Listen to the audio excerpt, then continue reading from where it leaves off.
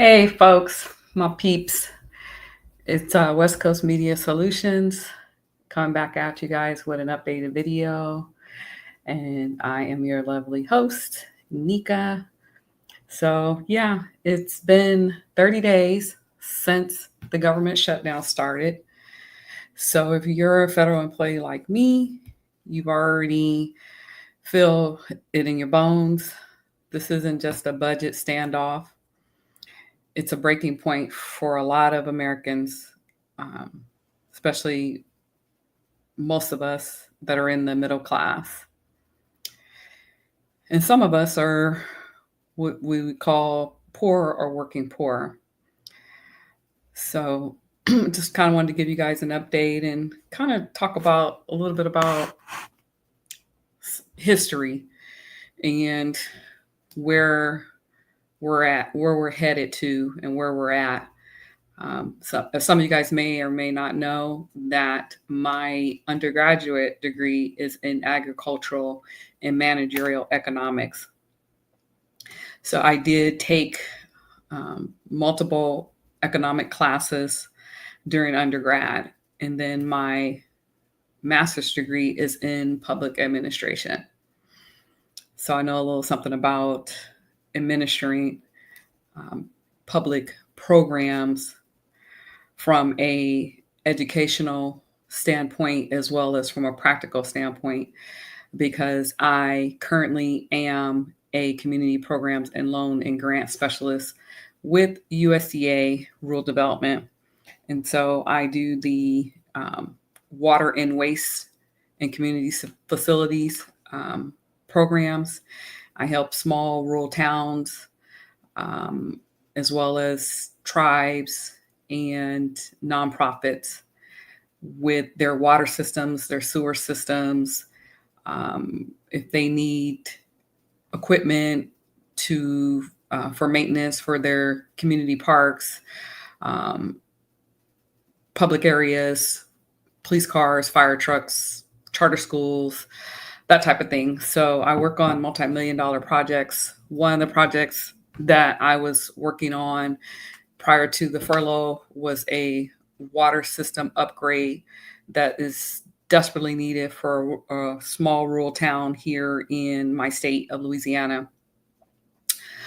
And a lot of the towns here, their systems are in very, very bad shape.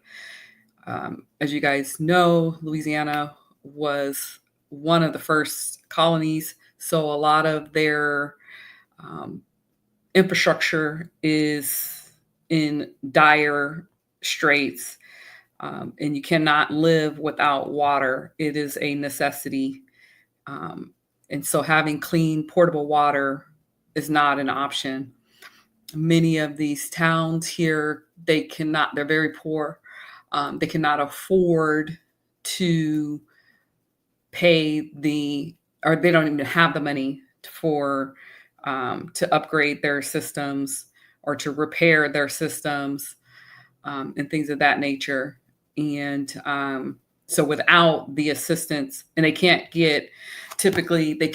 get commercial credit in the marketplace because they don't have the financials or the means to support, and the commercial banks are not, in a lot of instances, they're not willing to take that risk. So rural development, our program specifically is the lender of last resort. If we don't assist them, then nobody will. It's pretty much, they have nowhere to go, basically, is where the bottom line. So just to give you guys a little background on how important the program that I work in is, I've seen a lot of horrible comments on different posts and videos from people who don't understand, who are celebrating federal employees getting laid off or terminated or now that, we're furloughed or whatever. And what a lot of people don't understand until it hits them personally, that the programs, the social services that were included in the big ugly bill is what I call it, because there's nothing beautiful about it.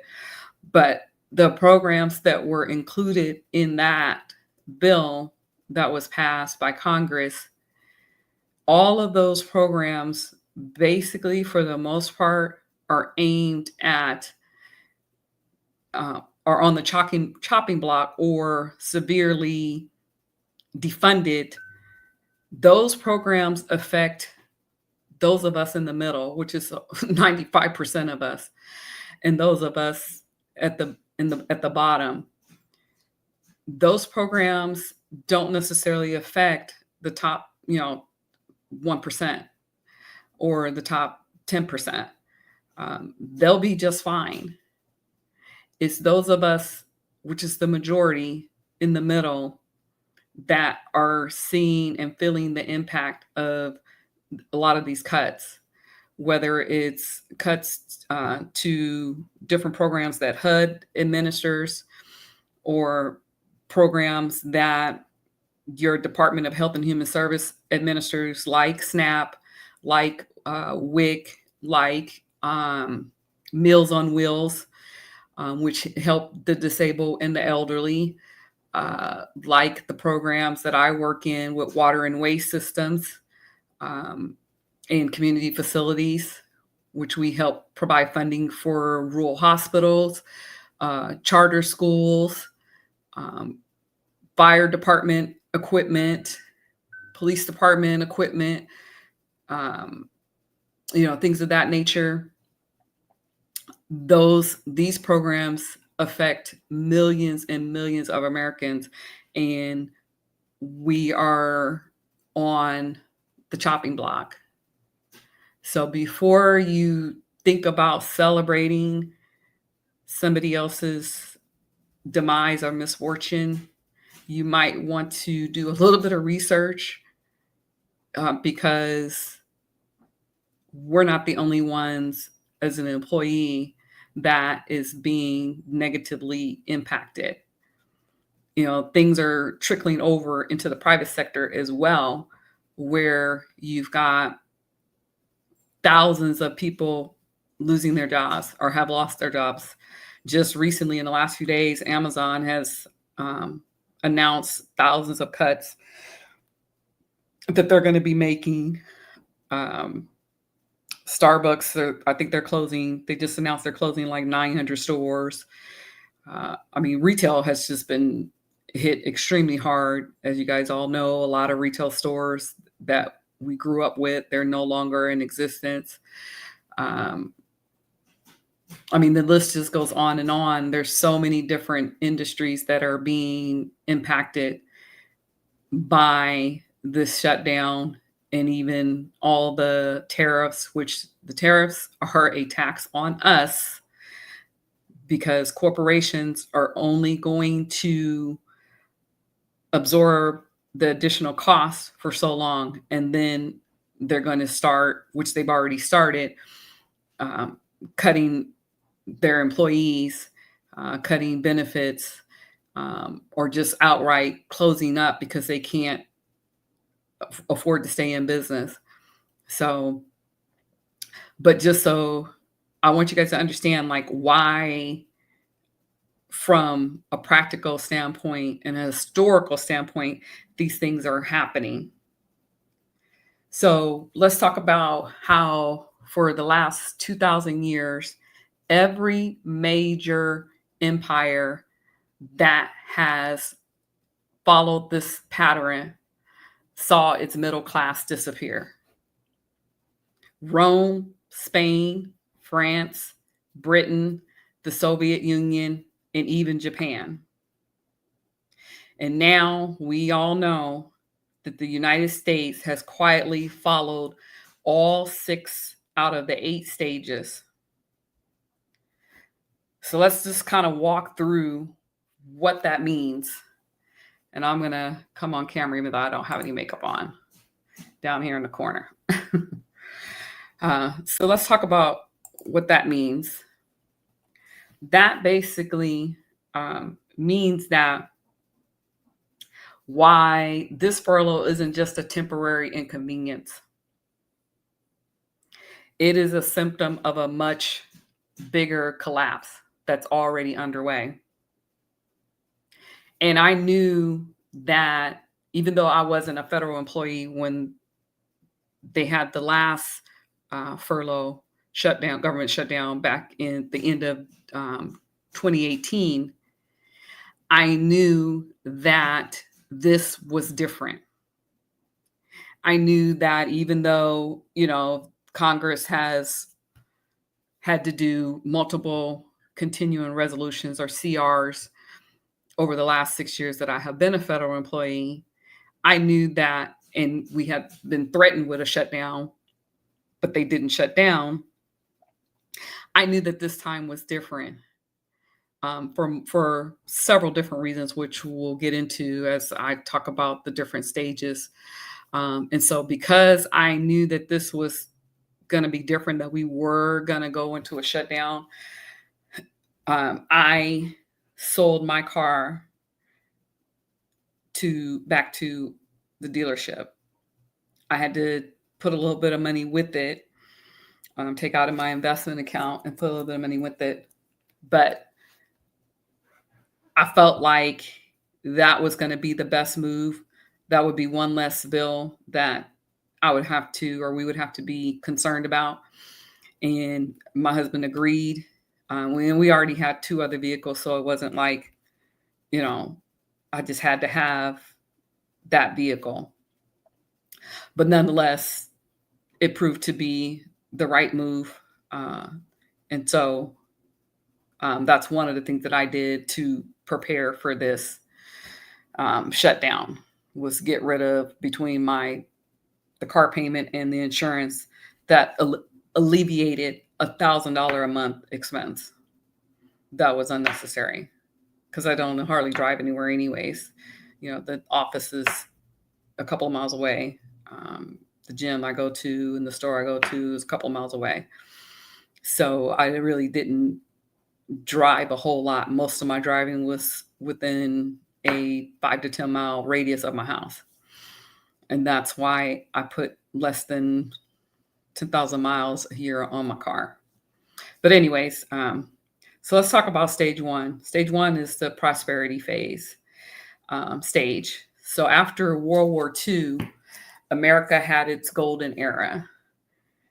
Now, none of us probably on this, watching this live, was alive back then.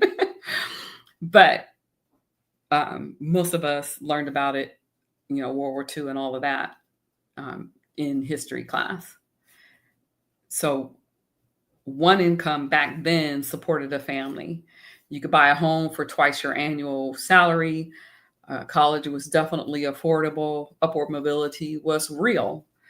The federal workplace was stable. It was well respected, and and they got paid, a decent salary. That was the America that many of us, our parents or maybe grandparents, believed in. And the America many of us thought we were, signing up to serve as a federal employee. But by the 1970s, which was stage 2, the peak, which was when I was born, the middle class made up about 60% of the country. Everyone thought, or most people thought, I should say, prosperity was permanent. Federal jobs were safe. Pensions meant security, right? But that illusion didn't last very long, because from 1973 on, which was the beginning of stage 3, stagnation, productivity rose to about 62%, but wages barely grew 17%. Everything got more expensive, except our paychecks, our parents' paychecks, because I was only 1 year old in 1973. So what did we do? And when I say we, I mean collectively. We turned to debt. We turned to credit cards. Um, we turned to student loans, which really student loans didn't come into play for the vast majority, probably not until the 90s. And even then, it was manageable. I went to college as an undergrad in 1990. And when I graduated 4 years later, I only had about $12,000 worth of student loan debt and was able to pay that off within 3 or 4 years or something like that. So it was very much so manageable. And a lot of kids who came from solid middle class families didn't even have to take out any student loans because their parents had decent good jobs and they were able to just pay for their schooling. I didn't have that situation, so I did have to take out a little bit of student loans in undergrad, and I also worked during undergrad. But anyways, so what did we do? Like I said, we turned to debt, right? All to try to keep up a lifestyle that once came standard with a stable job. Then as we approach stage 4, asset inflation. So we're talking housing detached from wages, healthcare and education costs started to explode, right? Now, even as a GS-12 or 13, you can't buy the same home that your parents did if they were able to buy a home without at least 2 incomes, maybe even some side hustles and some serious debt, depending on where you live in the country. Where I live at, homes are very much so still affordable. You can find a very nice home in a solid neighborhood for under $250,000. The problem is that because it is a small town or city, it's less than 50,000. There's not a whole lot of industry or necessarily job opportunities outside of government, especially federal government. And we do have a extension of LSU campus here. So we do have that. But outside of those couple of things I mentioned, there is not a ton of opportunities for high-paying jobs here where I'm at. But you don't necessarily, if you buy something modest, you don't necessarily have to be earning, above the average income to, have a decent life here where I'm at. Now, where I'm from, California, not so much. You're going to be having to earn over 6 figures just to, have a decent apartment. But anyways, so now, of course, this is before mortgage companies are even asking for tax returns, during this shutdown. And now we're well into stage 5. We're past stage 5, I think, actually. And stage 5 is wealth polarization. I know you guys have heard of Eat the Rich. So now, the top 0.1% owns more wealth than the bottom 90%. Meanwhile, contrary to some, I won't say popular belief, but I'll say some federal employees, we are the backbone of the country. And now many of my colleagues near and far are standing in food bank lines because Congress can't seem to agree upon a budget. That is not stability, folks. That is a warning sign. And so it used to be, I grew up watching the Bill Cosby show in a different world, and his other show called A Different World, where the main character, Denise, featured her away at college because, it was ingrained in my head and those of my generation, Generation X, that education was your ticket and your guarantee to advancement. Now, even degrees and decades of service doesn't protect you, right? In the federal service, promotions are frozen, pay raises are non-existent now, and jobs are being reclassified or just cut altogether. Many of us have advanced skills certifications. Matter of fact, over this past week and a half, I just got 3 new certifications in hopes that it will better position me, especially should I have to pivot to outside of federal service. And we're basically boxed in by bureaucracy, right? Then you throw in stage 7, which is political instability. It seems like we are in a banana republic. And this is where we are now.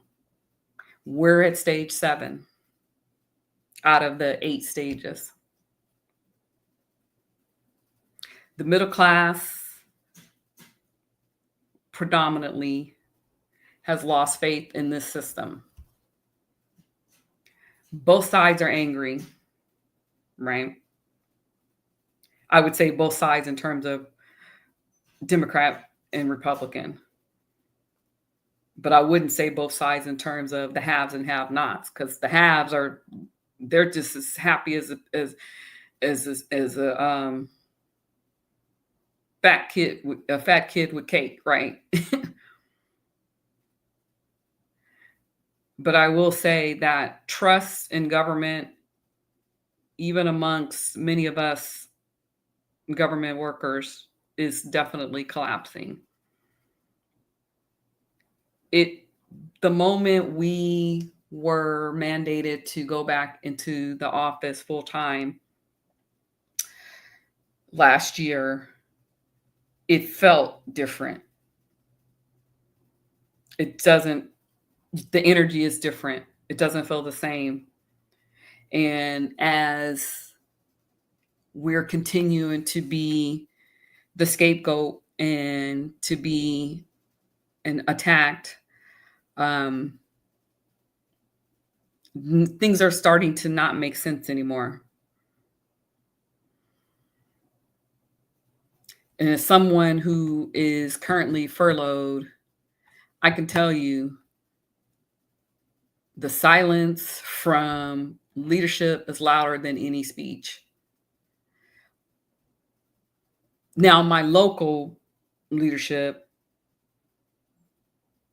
they're not saying a whole lot because they don't really know.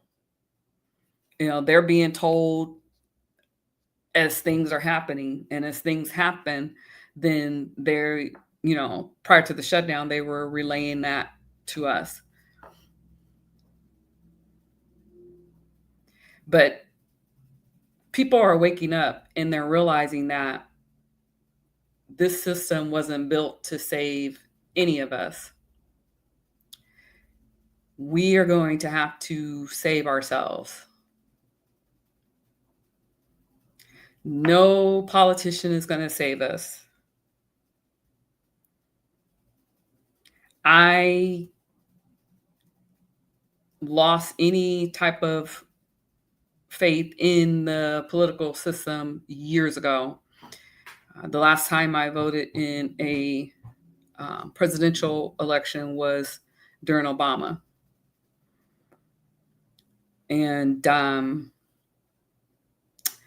I voted, 2 years ago? in our local election here only because a distant family member was running for city council. Matter of fact, my city councilman, because he actually lives around the corner from me. So I voted for him. But that was the only reason why I voted, because he asked me to. Because I had no intentions on participating in that circus. Because as far as I'm concerned, even at the local level, it's a freaking circus. Or a zoo, I like to call it. And I'm just done with with playing it. But history shows us that stage 8, which is either a collapse or a revolution, is the only two real potential outcomes. There's a third, but it rarely happens, especially once you've already entered into stage 7. And that is either the economic system collapses through inflation, currency devaluation, or job elimination, or people revolt and rebuild. We're standing right between the two roads right now. The decisions that we make over the next 12 to 24 months will determine whether we rebuild the middle class or we become the next empire to fall. I personally believe in my heart of hearts, from a practical standpoint, from my formal education and training, but as well from a spiritual and biblical standpoint, that an economic collapse is inevitable. You can't cut your revenue or your income, which is what Congress did by passing the big, beautiful, ugly bill, and increase your spending for military expansion and invasions, and think that you're going to be able to keep your empire afloat.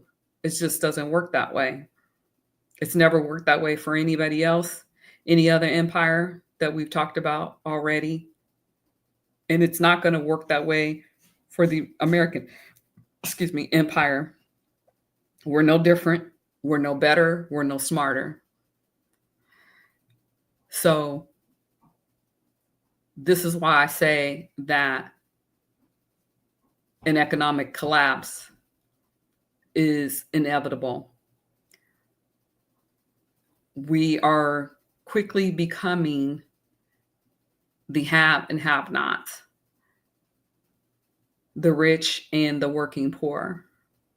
Because even if you are earning 6 figures, one catastrophic medical emergency can bring you to your knees. You know, I don't know about what you guys are doing or going to do, but I can tell you some of the things that we are doing. And that includes implementing our Plan B, which those of you who follow me on YouTube and have, been following me on Facebook or whatever for a while, that we bought land in another country, and we're going to be starting building our farmstead and um, mini resort on that land in 2026, while simultaneously also um, doing side hustles here while we're still here, um, investing in the stock market, uh, and things of that nature. And we have our rental unit. So, and I've also been buying silver coins and fractions of ounces of gold. Gold is um, getting expensive now, but and I'm talking about actually the physical gold in your hand, not a gold stock or a gold um, EFT or any exchange traded fund or anything. I'm talking about physical, actual gold, physical silver coins. That's what we've been doing. We also have non-perishable food, dehydrated food, stuff like that. So, in case things go that way before we've made our exodus, we have that. One of the good things about living here in the South is that we have access to a lot of bodies of water. So push come to shove, we could find a body of water and go fish and get some fish and get some crabs or crawfish, if we have to. And they have deer season here every year. There's tons of deer around here during deer season. So, and then, there's farms around here. Those of you that live in the major cities, you live in the concrete jungles, I would highly encourage you to start doing whatever you can to become a little less dependent on the system and a little more self-sufficient, because things are happening and the powers that be, they are systematically cutting off or eliminating our lifelines, whether that be by way of SNAP, like I said, slash EBT, WIC, Meals on Wheels, Section 8 housing voucher programs,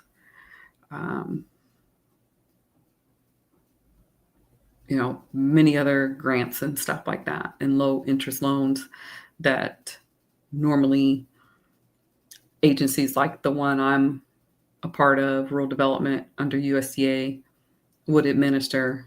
They're cutting our funding or back on a lot of different programs. So when you are in need, even FEMA's, they're taking a hatchet to FEMA. So, your need may not necessarily come from you losing your job or anything like that. It could be because your city or your state gets hit with a massive earthquake or a massive, hurricane or a massive mudslide or a massive fire, a huge tornado, or extremely horrible winter where, the snow is so many inches,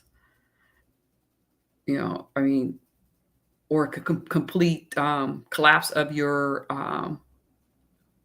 the grid. It could be any number of things that could happen where you live, even if nothing has never happened where you live to this point.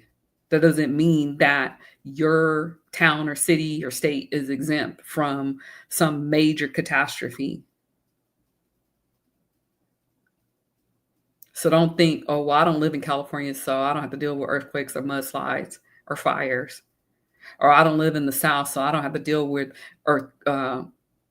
hurricanes or tornadoes, or I don't live in the East or the Midwest, so I don't have to deal with snowstorms. Don't think that where you live is exempt from some major catastrophe that is completely out of your control. But I just want to encourage you guys to start preparing as much as you can, with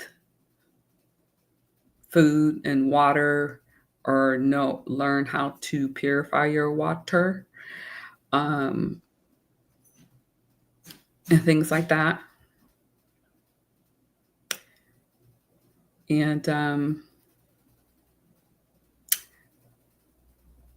try to stay focused and realize and recognize that your neighbors are not your enemy, even if they have different politics than you or beliefs than you. They're not the real enemy. It's, these politicians, both alive and dead, that has almost destroyed our country. And really, like I said, it's up to us over the next 12 to 24 months to decide and determine what's going to happen next. Oh, by the way, don't forget, we're boycotting the holidays. I mean, I always do anyways. I haven't really celebrated the holidays in years. I take it as a chance to just, spend time with family and enjoy, some good food. But in terms of the whole gifts and all that stuff, I've been stopped doing that years ago, for my own, personal reasons, which I'm not going to get into in this video. But I feel like this live has been long enough, so I'm going to end this live. But I look forward to hearing what you guys have to say, some of you guys are doing. What are you doing to prepare, or have you started preparing? Is there anything you guys want me to do a video about, talk about? You want to learn more about what we're doing with the land over in Kenya, or whatever? Hit me up. Look forward to talking to you guys soon. Take care.